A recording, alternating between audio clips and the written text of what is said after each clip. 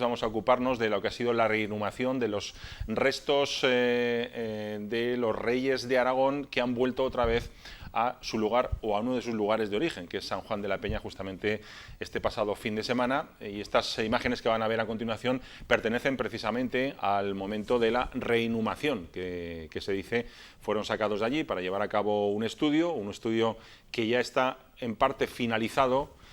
Y de eso les vamos a hablar en un momento, pero no nosotros, lógicamente, porque si lo hiciéramos casi con toda seguridad, que haríamos el ridículo. Nos hemos traído a dos verdaderos expertos, a dos historiadores, que nos van a acompañar aquí en El Escaparate, en Huesca Televisión, y uno de ellos incluso estuvo trabajando en lo que fue la excavación que se llevó a cabo, los trabajos que se llevaron a cabo para retirar esos restos óseos.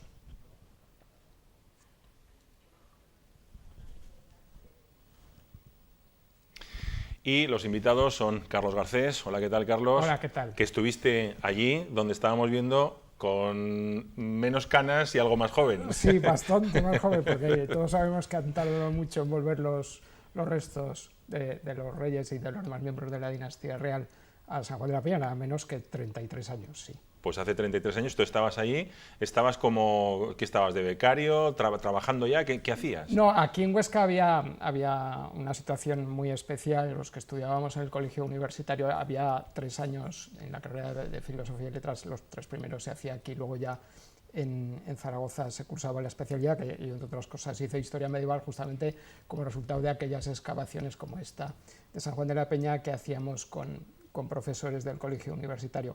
Ya desde el primer año de la carrera participamos varios compañeros en diversas excavaciones. Ese primer año ya estuvimos en San Juan, tuve el privilegio de participar en 2 campañas diferentes en San Juan de la Peña, en 1984 y 1985, y concretamente fue en la segunda, con Carlos Sesco como arqueólogo director, que era entonces profesor de medieval, profesor ayudante de medieval en el colegio universitario, y José Ignacio Lorenzo como antropólogo, que era el que iba extrayendo y estudiando in situ los restos óseos. Pues en esa segunda campaña, hace 33 años, participamos en la extracción de los restos que ayer volvieron. Bueno, queremos hablar de ese panteón real, pero también de otros panteones reales, así que nos hemos traído aquí a Antonio Turmo. ¿Qué tal, Antonio? Bienvenido. Gracias, buenas tardes. Otro historiador que es presidente además de la Asociación de Amigos de Monte Aragón, que fue, hoy no, pero fue también un panteón real, ¿no? Sí, dentro es curioso como los panteones reales de la Casa Real de Aragón están todos en la provincia de Huesca. San Juan de la Peña, que fue el primero que alojó restos reales, luego fue Monte Aragón, que tuvo Alfonso el Batallador, luego fue San Pedro el Viejo, que tiene a Ramiro II, y luego casi unos 60-70 años después fue el Sigena, que tuvo a Pedro II. Bueno, lo que estamos viendo allí es el acto protocolario. Fue un acto con boato, que se suele decir, con los miembros de la Hermandad de San Juan de la Peña, con el presidente del Gobierno de Aragón y las personas que han intervenido justamente en el estudio. Ese es el momento en el que esos restos... Yo no sé si son esos o son algunos restos más. No sé si conocéis un poco... Hombre, Begoña Martínez Jarreta, que luego la escucharemos, sí, la catedrática de Medicina Legal, encabezó un estudio que está por publicar, y dentro del libro de San Pedro el Viejo, en el capítulo final hace una sinopsis, un resumen didáctico de lo que hay. Dice que no solo son los restos de los 3 reyes, sino que hay una serie de individuos vinculados entre sí, que tienen una cronología muy antigua. Ella habla en algún momento del siglo VIII, pero básicamente siglo IX y siglo X, vinculados entre sí, hombres y mujeres, y la sospecha, aunque esto hará falta esperar a la publicación, de que esos paquetes esqueletales, aunque sean restos pequeñitos, no tengan mucho volumen, posiblemente estén correspondiendo a los condes de Aragón. Ya. A ver, para centrarnos, sí que os voy a pedir que nos echéis una mano con este árbol genealógico, porque damos por hecho que todos lo tenemos claro, y esta mañana incluso en la redacción teníamos dudas, así que nos hemos ido a San Google y hemos encontrado este árbol genealógico que vamos a ver a continuación. Vale. Bueno, ahí lo tenemos. No sé si lo llegáis a ver, porque tenemos un monitor pequeñito. Sí. Vale. Bueno, tenemos... Por una parte, bueno, si queréis enfocarnos aquí, lo podemos incluso hacer tipo profesor, y nos echáis una mano. Sí. Eso, aquí, venga. A ver, ven aquí, Toño. Bueno, Vamos si a queréis venir los dos, venid los dos, sois como queráis. El cabeza de la dinastía Ramiro I. O sea, con este empieza la historia de Aragón. Sí. Con Ramiro I es el primer rey de Aragón de verdad. Sí, estos 5 reyes de aquí son los que podemos llamar son reyes privativos de Aragón. Vale. Es decir, solo son de Aragón. A partir de estos reyes, de Petronida, de la boda de Ramón con Ramón Berenguer, son reyes, entre comillas, compartidos, con Barcelona y con otros territorios. Luego, más adelante, con Valencia, con Mallorca, etcétera, etcétera. Estos son los 5 privativos. Estos solo son de Aragón. Ramiro I es hijo de un rey navarro, que cuando muere le da un territorio que se llama Aragón, un territorio pequeñito, ¿no? Y él lo engrandece. Su hijo, Sancho Ramírez, que para mí, de los 5, es quizás la clave, es el rey que pensó Aragón. Evidentemente no pudo valorar cómo se iba a desarrollar todo el proceso durante toda la Edad Media para convertirse en una potencia europea, pero este es el que reorganizó el reino, lo vinculó al papado, lo modernizó. Posiblemente de aquí viene la bandera de Aragón, porque son la bandera del Papa, toda una serie de elementos, de estructuras que hacen que Aragón esté dispuesto a ser agente principal en el tablero peninsular. Pero Ramiro I es consciente que tiene un reino o que tiene un territorio. A ver, el concepto de rey en ese momento no era tan claro como tenemos nosotros. Hay Ramiro I en la documentación se habla de que es con cargo de rey, hijo del rey, etcétera, etcétera. Yeah. Pero Sancho Ramírez hace una jugada maestra. Se va a Roma y se vincula al Papa. En ese momento funcionaba lo que es el feudalismo, las relaciones feudo-vasalláticas. El Papa lo acoge y dice: tú eres mi rey en Aragón y tú eres el representante de la cruzada contra los moros en España, a cambio de un impuesto de unos 500 mancursos al año. Y aparte de vincularse legalmente, el Papa le pone una serie de condiciones, se podría decir que le pone una serie de condiciones de introducción del rito romano. Aquí en la península ibérica funcionaba el rito mozárabe o visigodo, el rito romano. Se trae unos monjes franceses, que son los que hacen la reforma de todos los monasterios, etcétera, etcétera, y reordena el reino actualizándolo. A ver, entonces tenemos Pedro I, Alfonso I el Batallador y Ramiro II el Monje. Los 3 entiendo que son hijos de... De 2 madres. De 2 madres. Sí. A saber, ya que lo ponemos... Sí. La primera esposa sí. es una condesa de Urgel, es una mujer de la casa de Urgel, nace Pedro I. Uy, ya empezamos. Bueno, es las alianzas matrimoniales. Vale, vale.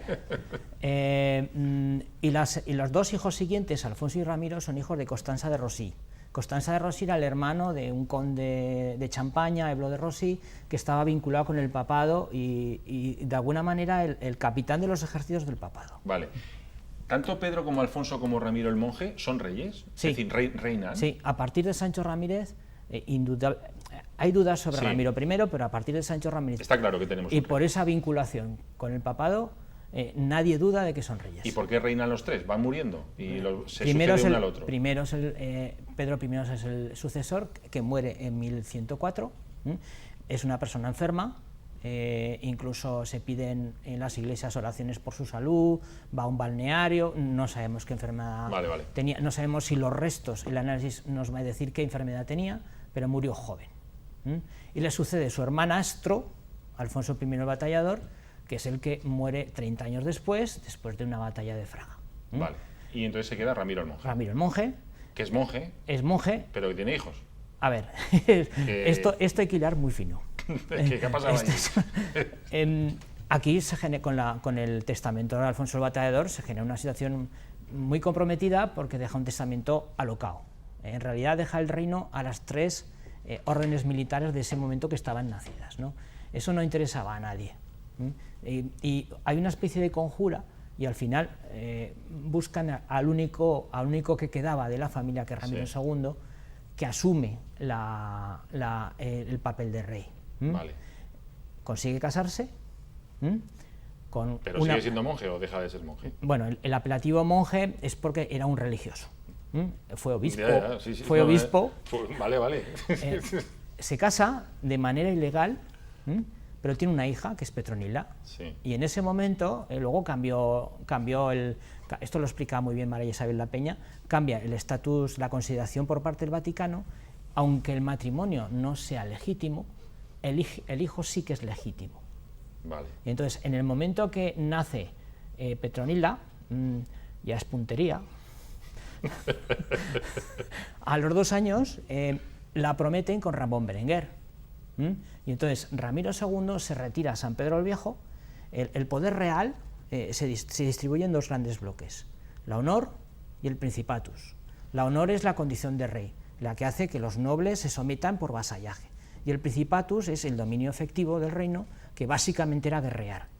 Un monje no podía ser un guerrero. Sí, sí, sí. Entonces lo que hace es ceder el principatus a Ramón Berenguer. Por eso Cataluña se llama el Principado de Cataluña. Vale. Ese es el origen. Y este es el rollo Sí. que ahora se lanza desde Cataluña de la corona catalano-aragonesa. Es por estos, entiendo, ¿no? Sí. Por este matrimonio. Sí, Digo, no sí, lo sé, sí. No lo estoy justificando. Sí, sí, pero hay una imagen de los esponsales de Petronila y de Ramón Berenguer, en el que es muy ilustrativo, en el que aparece Petronila, está idealizada, y trae la corona. Mientras que Ramón Berenguer no aporta nada. Porque es un No entremos porque si no, no terminamos. Vale, entonces, lo que ha vuelto hoy, ayer, a San Juan de la Peña es... Ramiro, Sancho y Pedro. Vale. Porque Y Alfonso y Ramiro... se nos cae. Están en San Pedro el Viejo. San Pedro el Viejo. Alfonso es el que estaba en Monte Aragón. Vale. Y en el siglo XIX, antes de que desamorticen el castillo de Monte Aragón, que lo vendan, lo que hacen es bajar los restos, primero a San Vicente y luego a San Pedro. Perfecto, yo creo que ahora ya lo hemos entendido. Y ahora, Carlos, cuéntanos qué hiciste, por ejemplo, allí. Tú cuando llegasteis allí, a San Juan de la Peña, hace 33 años, ¿qué había? Pues, por ejemplo, había un paisaje muy distinto en el exterior del monasterio del que ahora se puede observar, porque en el 84 lo que hicimos fue trabajar sobre todo en el espacio que había entre el muro que da soporte al claustro y la carretera, y allí aparecieron toda una serie de estancias que pertenecían al antiguo cenobio, que hay que pensar que se extendía pues hacia mucho más allá de lo que ahora vemos como ese muro que soporta el claustro por debajo de la peña, y ahí aparecieron distintas habitaciones, distintas estancias, bastante material, bastante reciente en muchos casos. Apareció, por ejemplo, un lote bastante extenso de platos, de vajilla hacia el siglo XVI, XVII, aunque en esa época ya los monjes se habían trasladado al monasterio alto, monasterio. ¿no?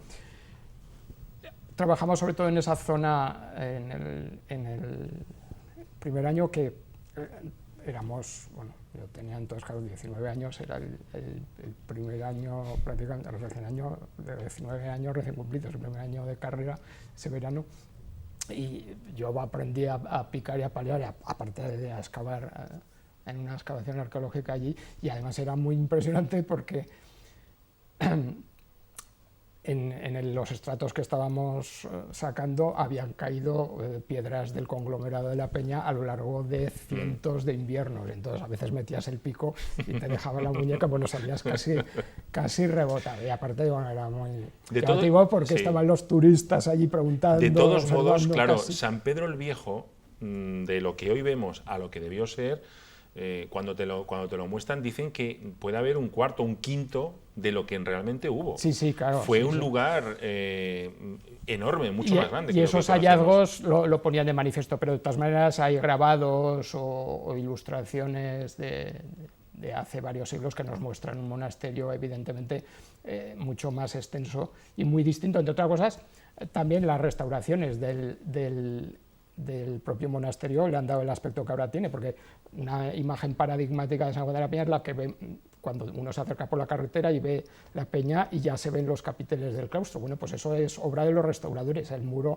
se prolongaba hasta la peña, el claustro estaba cerrado, y el que ahora se vea desde la carretera y sea un claustro abierto, eso es en gran medida obra de la O sea, eso estaba cerrado, sí, ese claustro estaba cerrado. Mejor, más protegido, ya. hace Hombre, queda más a la bonito ahora, meteorología. pero... Sí, ha sufrido, como todos los grandes monumentos históricos, una serie de transformaciones por distintas razones muy importantes. Y San Juan de la Peña es como nuestro referente político, religioso de la historia de Aragón? No sé, igual que puede ser Montserrat o Covadonga, es decir, santuarios de este tipo. ¿Es comparable a ellos? Hay distintos lugares que cumplen esa función. Aragón está desde muy pronto, primero el condado y luego el reino, una vez que además Sancho Ramírez anexione Pamplona, muy vinculado a las tierras pamplonesas, y allí juega un papel semejante al monasterio de Leire, donde se enterraron también bastantes monarcas pamploneses.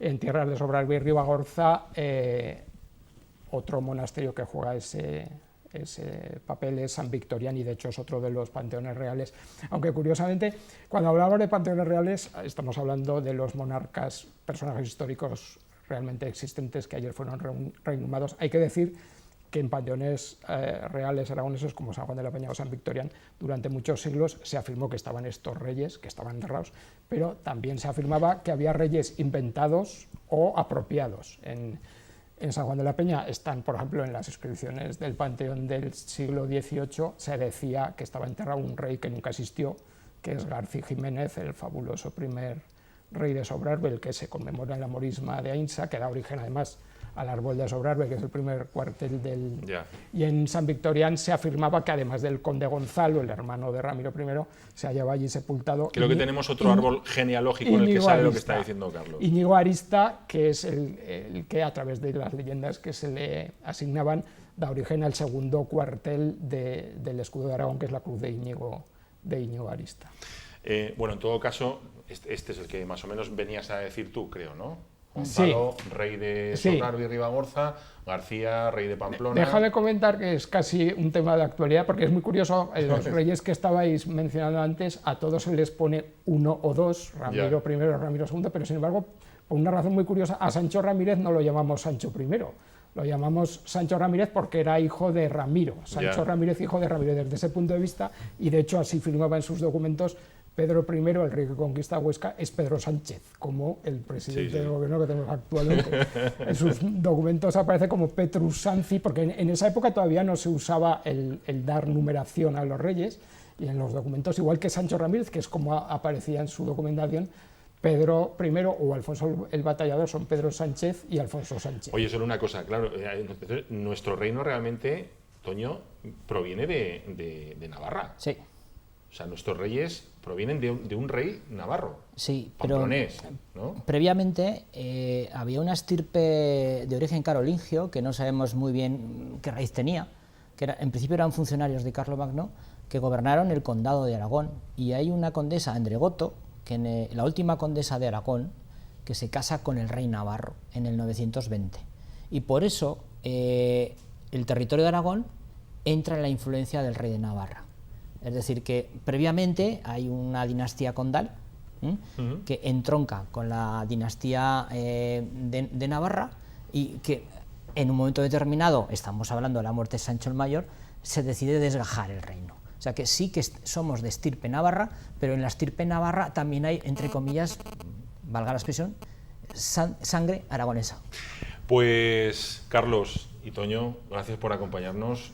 Vamos a escuchar lo que le contó a Antonio Lecuona Begoña Martínez, que es quien ha realizado el estudio sobre estos restos reales, no solo de reyes, porque ahí parece que de más personas que estarían en la corte en ese momento, y es quien ha realizado ese estudio. Y nos decía Antonio que, bueno, a ver si logra publicar el libro que, y vamos, no creo que sea muy difícil, ¿verdad? Que no creo que le falten ayudas en este caso, o interés político incluso, ¿no? Bueno, esto es lo que le contaba Begoña Martínez, que es catedrática de Medicina Legal de la Universidad de Zaragoza. Conclusiones que se pueden sacar, bueno, además de las identificaciones, se pueden sacar conclusiones en términos de costumbres, de hábitos de dieta, de relaciones también, incluso cuando esa lectura la realizan los historiadores, de las relaciones entre las personas y el papel, por ejemplo, de las mujeres, tan desconocido y tan poco registrado en los archivos históricos, y mucho más o mucho menos en aquella época, y datos muy significativos en general del papel de estos reyes, de estos personajes, y de su importancia, que de todos es conocida, pero cuando nos acercamos investigamos a la luz de la ciencia, yo creo que esa importancia se realza. Fueron muchos restos, había de muchas épocas, y identificar, todavía no se puede identificar cuáles eran exactamente los reyes. Vamos a ver, se han identificado muchos personajes y personajes reales y reyes. Lo que pasa es que somos demasiado ambiciosos y realmente tenemos demasiadas expectativas en que siempre todo, absolutamente todo, lo vamos a poder resolver desde la ciencia. Desde la ciencia se puede resolver aquello que existe o aquello que nos llega, pero si no nos llega lo que tenemos que identificar o no está en donde buscamos, pues no vamos a poder llegar más allá. Este es un estudio que, a diferencia de otros muchos que se han realizado sobre personajes reales y personajes de la antigüedad, en este caso de hace 1000 años, se han conseguido identificaciones, se han conseguido atribuciones con el peso de la evidencia científica obtenida con un abordaje multidisciplinar, con muchísima más fuerza y con muchísimo más peso, porque con un solo dato, por ejemplo, solamente con una coincidencia de ADN, ese peso no sería el mismo ni podría tener el mismo valor.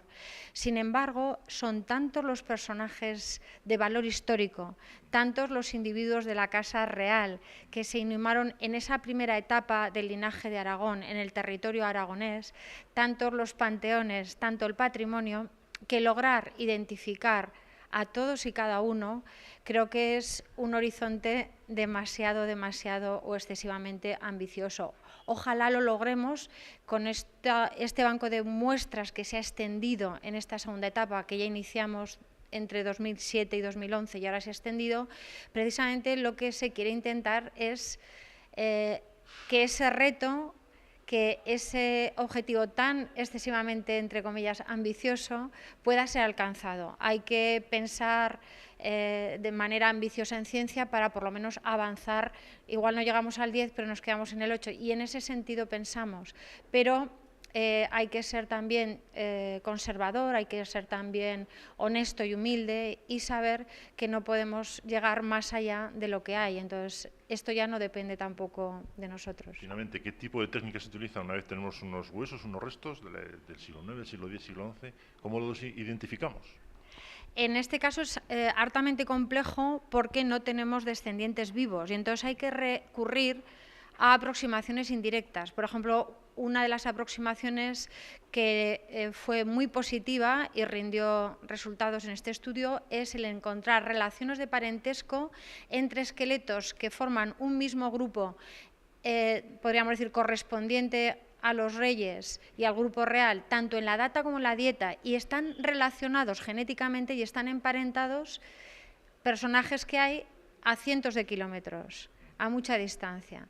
Entonces, otros no, otros están emparentados siendo inhumados en un mismo lugar, como los individuos que estaban inhumados y vuelven a estar inhumados en San Juan de la Peña en el día de hoy, en la parte más profunda del Panteón Real, en la parte de la roca ya, en esas tumbas antropomórficas excavadas en la roca, que son individuos muy antiguos, tal vez nobles de Aragón, precursores, ancestros de nuestros primeros reyes y que están emparentados entre sí también genéticamente. Y a partir de ahora seguir estudiando, con los restos que se han cogido, ¿no? Seguir estudiando y analizando. Sí, si los gobiernos sucesivos son sensibles a estas labores, a la importancia de las mismas y al rédito que se puede sacar desde el punto de vista cultural, turístico, de generación de empleo también en nuestra comunidad, podremos seguir estudiando y desde luego nosotros, si se cuenta con nosotros, lo haremos siempre desde el rigor, la seriedad y la honestidad, diciendo las cosas con humildad, hasta dónde podemos llegar y hasta dónde no podemos y realmente lo que hay, que en este caso creo que es mucho porque es mucho el patrimonio que tenemos y mucho lo que se ha conservado.